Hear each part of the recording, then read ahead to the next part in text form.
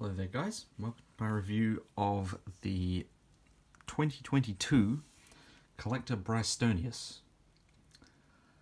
Now when I first bought this figure, I thought it was really good, but I've been staring at it for a couple of days and noticing some things, and I think my rating of it is going to go down.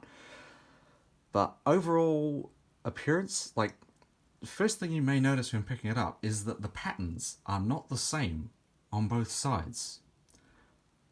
Like, from the neck down, it is different. You notice that this stripe and this stripe, which are two ends of the same thing, are different. That patch is not the same as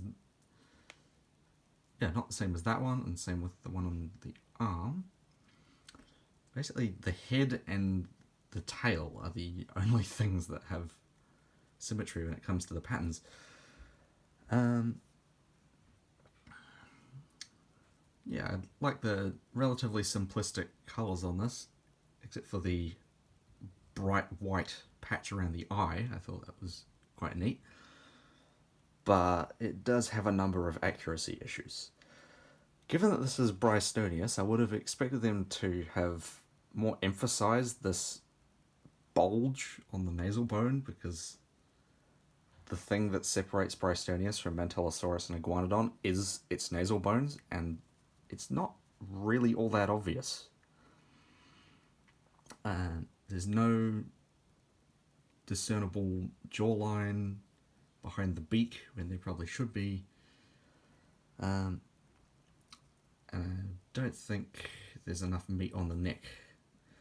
Now, the limbs are kind of bad. First off, the hands are pronated, and I think none of the fingers are in proportion with each other, especially not the fifth finger. And it's accurate that the fourth finger doesn't have a nail on it, but I don't think it should be that thick. Just like the Safari Iguanodon, this thing lacks dewclaws for some reason, and the middle toe on the left foot is longer than that on the right foot. And so for some reason, this thing is supporting all of the weight of its right leg on its middle toe, when all three toes should be touching the ground. So that's a bit of an issue.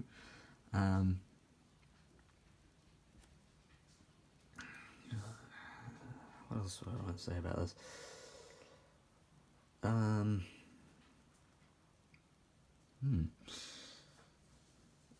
Other than that, the hands might be a bit fat compared to the arms.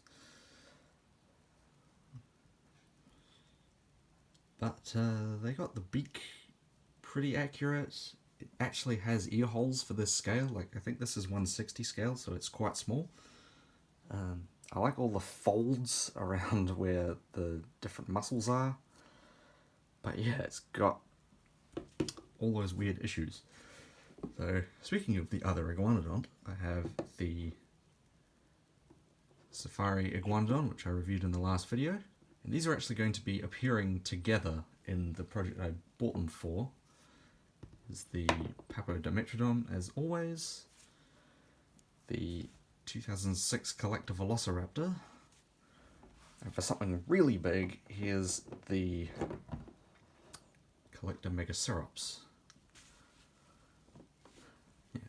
So, I think when I first bought this, I probably would have given it a 4.9 or maybe even a 5 out of 5, but I think because of its weird issues, I'm going to have to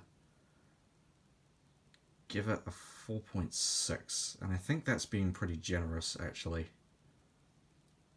You know, for all its inaccuracy, it's a pretty decent figure, and I think it would fit quite well as sort of a subadult Iguanodon or even a Matabarosaurus or something. So, with that said, thank you so much for watching, and I'll see you next time.